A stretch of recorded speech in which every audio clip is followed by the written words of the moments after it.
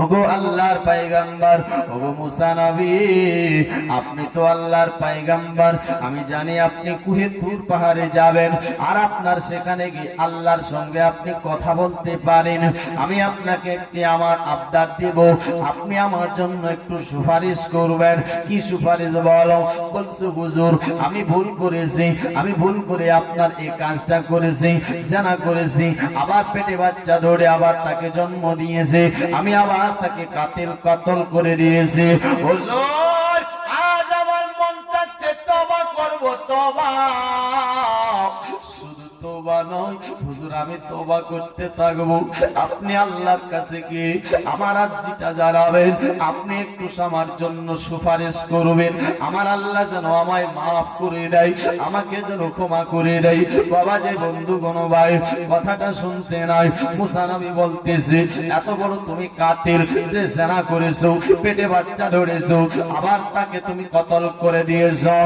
এ গুনাহগার কি আল্লাহ মাফ করতে পারে না, ক্ষমা করতে পারে না?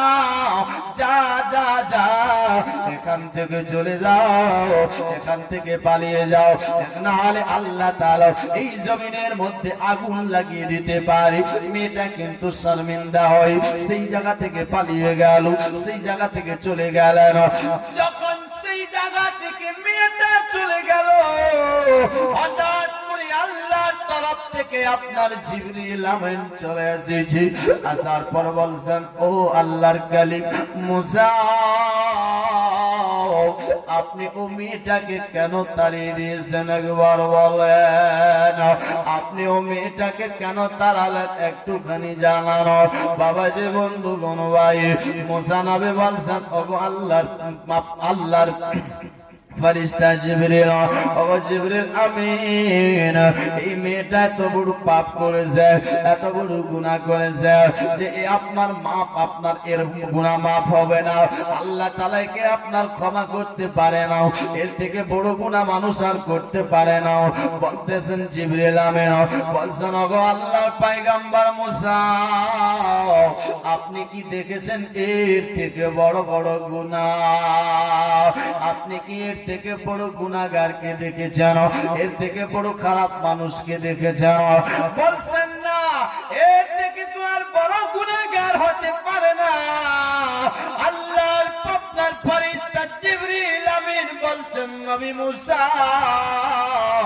এর থেকে সে হলো বড় বড় গুনাহগার যেই লোকটাও দুনিয়ার বুকে হাত ভালো আছে, পা ভালো আছে, শরীর স্বাস্থ্য ভালো আছে, সব ভালো থাকার পর নামাজকে ছেড়ে দিয়েছে।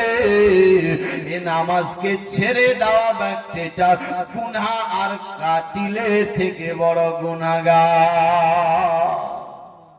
এত বড় গুনাহগার হাদিস শরীফের মধ্যে আছে, জেনে শুনে এক ওয়াক্তের নামাজকে ছেড়ে দেওয়া, ছেড়ে দেওয়ার সঙ্গে সঙ্গে তার নামটা জাহান্নামের গেটে লেখানো হয়। নামাজকে জেনে শুনে ছেড়ে দিলে তার আপনার নামটা জাহান্নামের গেটের মধ্যে লিখে দেওয়া হয়।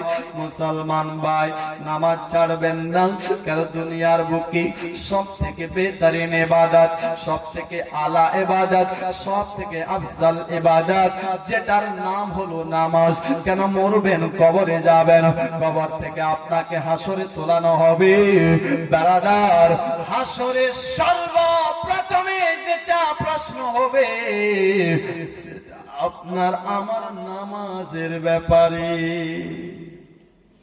নামাজের ব্যাপারে প্রশ্ন হবে। কিন্তু আজ আপনি আমি নামাজ ছেড়ে দিয়েছি। মসজিদ তো শানদার বানাই, মসজিদ তো টাইলস লাগাই, মসজিদে তো মার্বেল লাগাই, কিন্তু নামাজ আপনার আমার নাই। মুসলমান ভাই, এটাও শুনে যায়, আপনি তো দান করেছেন 10,000, মসজিদে দিয়েছেন 20,000, মসজিদে দিয়েছেন 30,000, মসজিদে একটা পিলার দেব, কিন্তু মুসলমান দান করে চলে গেলেন, নামাজ নাই। মসজিদ সুন্দর বানালেন, তার আবাদ করলেন না। একদিন মসজিদের দেওয়ার আপনার গাওয়া দিবে, সাক্ষী দিবে। কি গাওয়া দেবে? আল্লাহ, তোমার বান্দা আমাকে সুন্দর করে বানিয়েছিল, আমাকে সুন্দর করে বানিয়েছিল, অনেক টাকা দিয়েছিল, অনেক পয়সা দিয়েছিল, কিন্তু আল্লাহ তোমার বান্দা এক ওয়াক্ত নামাজ পড়েনি। মুসলমান মসজিদের দেওয়ার থেকে আওয়াজ আসবে, বেরাদার বন্ধুগণ ভাই, আজ দান করছেন ঠিক আছে, সাথে যদি আপনি 5 ওয়াক্ত নামাজটা আদায় করেন, তাহলে সেই দিন আবারও দেওয়ার থেকে আওয়াজ আসবে, আল্লাহ তোমার বান্দা তো দান করেছে, সাথে আবার আপনার সুন্দর করে আবাদত করেছে, আবাদত করেছে। আল্লাহ আমি গাওয়া দিচ্ছি আপনার এই বান্দাটা নিয়ে, এই বান্দাটা জান্নাতি হবে, জোরে বলুন সুবহানাল্লাহ। কিন্তু নামাজ পড়ে না। আরেকটা হাদিস শুনে নেন ভাই, আমার রাসূল পাক বলতেছেন, একটা বেনামাজি মানুষ যখন কবরে যাবে, মা তোদেরকেও বলছি, মা শুধু আপনার টাইম পাস করলে হবে না, এই দুনিয়া আপনার 4 দিনের, আজ আছে কাল চলে যাব, কখন দুনিয়া ছেড়ে দেব আপনার কেউ বলতে পারে না। বেরাদার, আজ তো বেরাদার এই দিন আপনার 60 বছর কাটছে, তাই ঘরের মধ্যে মার্বেল লাগাচ্ছে, টাইলস লাগাচ্ছে, সুন্দর করে সাজাচ্ছে, 60-70 বছরের জন্য হারাম হালাল সব কিছু খেয়ে চলে যায়। কিন্তু মুসলমান, আপনারা তো শুনেছেন হয়তো, একটা দিন হবে যেটা 50,000 বছরের দিন হবে।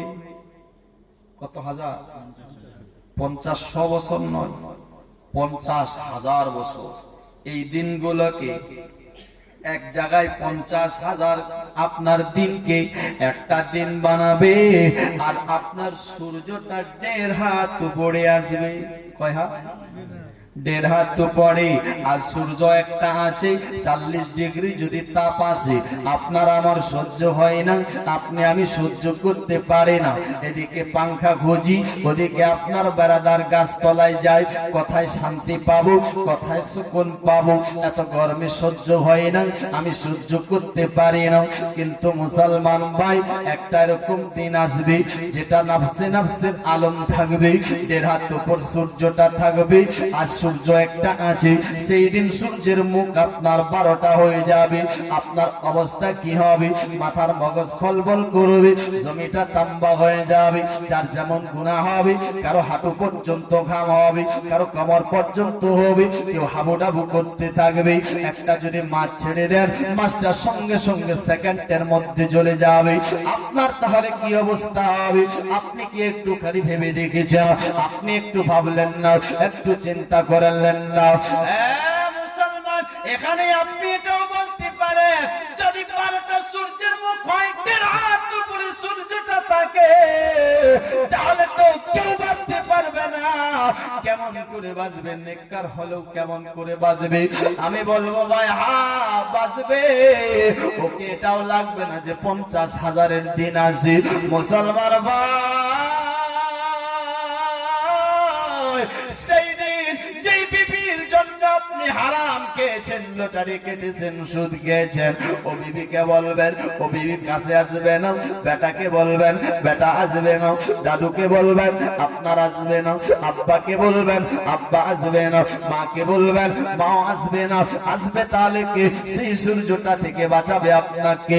নিজের ইমানটা মজবুত করে, এই নফসে আপনার সঙ্গে আপনি যুদ্ধ করে, কষ্ট করে 60-70টা বছর পঞ্জিগানা নামাজ নিয়ে কবরে চলে যান। খোদার কসম, দুনিয়ার কেউ আপনার সেখানে আপন হবে না, কেউ বাঁচাবে না, কেউ আপনার সাথে সাথ দেবে না। বেরাদার, কিন্তু এই 5 ওয়াক্ত নামাজ সঙ্গে করে নিয়ে গেলে, এই 5 ওয়াক্তের নামাজ সেই দিন সে সূর্যটার ছায়া বনে যাবে। ওই দিন এই 5 ওয়াক্ত নামাজের সেই সূর্যটা ছায়া বনে যাবে, নাহলে আপনার আমার কোনো উপায় থাকবে না। মুসলমান ভাই, আপনাকে বলতে চাই, নামাজ ছাড়বেন না। নবী আমার বলছে, যখন বেনামাজি লোক কবরে যায়, একটা নয়, দুটা নয়, তার কবরে 99টা বিষাক্ত বড় বড় সাপ ভরে দেয়। কয়টা? 99টা। আপনি আমি ঘুমাবো, যদি একটা মশা কামড় দেয় তো ঘুম হয় না, কি হয়?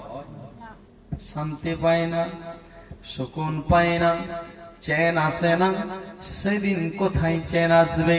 কবর হলো প্রথম মঞ্জিল, নাকি? দুনিয়াটা তো শুধু আপনার একটা বাজার। আমার নবী বলছেন দুনিয়াও মাজারাতুল আখিরাহ, দুনিয়াটা হলো একটা ভবিষ্যতের বাজার, আখিরাতের বাজার। মুসলমান ভাই, আপনাকে আমাকে পাঠিয়ে দিয়েছে, কাউকে 60 বছর দিয়েছে, কাউকে 70 বছর জিন্দেগি দিয়েছে। যেমন আপনি আমি কেউ ব্যবসা করি কিনা? হ্যাঁ, কেউ ব্যবসা করি, ব্যবসা করে আপনার সকাল থেকে ব্যবসা করে খাটি, সন্ধ্যাবেলা হিসাব করে কত লাভ হলো আর কত লস হলো, না? এরকম আল্লাহ তাআলা বান্দাকে 60 বছর 70 বছরের জন্য পাঠিয়ে দিয়েছে। বান্দা, এই 60 বছর 70 বছরের মধ্যে তোমার জান্নাত এবং জাহান্নাম আছে। এখানে চুনে নাও, জান্নাত নেবে না জাহান্নাম নেবে। এখানে লাভ করতে হবে তোমাকে। যদি তুমি জাহান্নামের কাজ করো জাহান্নামে যাবে, জান্নাতের কাজ করো জান্নাতে যাবে। বলছিলাম ভাই, 99টা বিষাক্ত বড় সাপ হবে। একটা সাপ এত শক্তিশালী হবে, বেড়াদার দুনিয়ার সব থেকে বড় যেটা পাহাড়, সে পাহাড়ের মধ্যে যদিও সাপ একবার ঠক্কর লাগায় তো পাহাড় চুরমার হয়ে যাবে, এত শক্তিশালী সাপটা হবে। এটাই শুধু নয়, হাদিসের মধ্যে এসেছে যদি ওই সাপটা একবার দুনিয়ার বুকে একবার শুধু নিঃশ্বাস নেয়, তার এই শ্বাসটা নিঃশ্বাসটার এত গরমের তাপ হবে, যার তাপে দুনিয়ার মানুষ মরে যাবে। দুনিয়ার মানুষ যদি ভাই মরে যায় তার গরমের তাপে, তাহলে আপনি বলেন তো বেনামাজির কবরে 99টা বিষাক্ত সাপ দেওয়া হবে, সেই লোকটা কেমন করে সহ্য করবে? কেমন করে আপনার সহ্য করবেন? একবার বলো, আপনার আমার সহ্য হবে না মুসলমান। আপনি আমি নামাজ ছেড়ে আপনার কবরে যাব, তো আপনি আমি কেমন করে সহ্য করতে পারবো? বেরাদার, যদি আপনি চান না যে আমার কবরে 99টা সাপ আসুক, তাহলে আপনি নামাজটা আগামী আপনার ফজর থেকে আরম্ভ করে দিন, আল্লাহকে রাজি করে নিন, আল্লাহর ইবাদত করে নিন। আবার আল্লাহকে রাজি করতে হলে আপনি দুই জগতেই কামিয়াব হয়ে যাবেন। আরেকটা হাদিস আপনারা শুনে নিন। আমার রাসূল পাক বলছেন, যখন আল্লাহর সঙ্গে দেখা করেছিলেন মেরাজের রাত্রিতে, মেরাজ করার পর যখন আমার নবী আপনার ওয়াপসি হচ্ছিলেন, ওয়াপসি হওয়ার সময় আমার রাসূল পাক সাল্লাল্লাহু তাআলা আলাইহি সাল্লাম দেখতে পেলেন কি জানো? একটা দল, যেই দলটাকে বড় বড় হাতুড়ি দিয়ে আপনার মারানো হয়, যেই দলটাকে বড় বড় হাতুড়ি দিয়ে মাথার উপর মারা হয়, মাথাটা যেন পেটে যায়, মগজ আপনার বার হয়ে যায়, মাথার মগজ বার হয়ে যায়। লোকগুলো শুধু চিৎকার করে, তাদের চিৎকার যেন কেউ শুনতে চায় না, তাদের চিৎকার যেন কেউ শুনে না। মুসলমান ভাই, যখন চিৎকার শুনে নাও, আবার মাথার মগজ বার হয়ে যায়, আবার মাথাটাকে লাগিয়ে দেওয়া হয়, ঠিক করে দেওয়া হয়, আবার তাদের মাথার মধ্যে হাতুড়ি দিয়ে মারানো হয়, আবার আপনার মগজ বার হয়ে যায়, মাথা পেটে যায়, আবার আপনার সে মাথাকে ঠিক করা হয়। আবার রাসূল পাক সেই জায়গাতে দেখতেছে, আর যেন সহ্য করতে পারে না। আমার নবী বলেন, জিবরিল, এরা কারা? এরা এমন দুনিয়ার বুকে কি করেছে? এরা এমন দুনিয়ার বুকে কি পাপ করেছে? একবার বলো, একবার বলো। এদের কেমন কেন কষ্ট দেওয়া হয়? এদের কেমন কেন দুঃখ দেওয়া হয়? একবার বলো। এই বেরাদার বন্ধুগণ ভাই, জিবরিল আমিন বলছেন, নবী গো, ইয়া রাসূলুল্লাহ, ইয়া হাবিবাল্লাহ, এরা হলো সেই ব্যক্তি নবী যারা জেনে শুনে নামাজকে ছেড়ে দিয়ে এসেছে আল্লাহ তাআলা তাদেরকে সেই সাজাটাই আপনার দিয়েছে। বাবা যে বন্ধুগণ ভাই আমার নবী বলছেন জিবরিল রে এরা এমন সাজা কতদিন ধরে ভোগ করবে একবার বলো।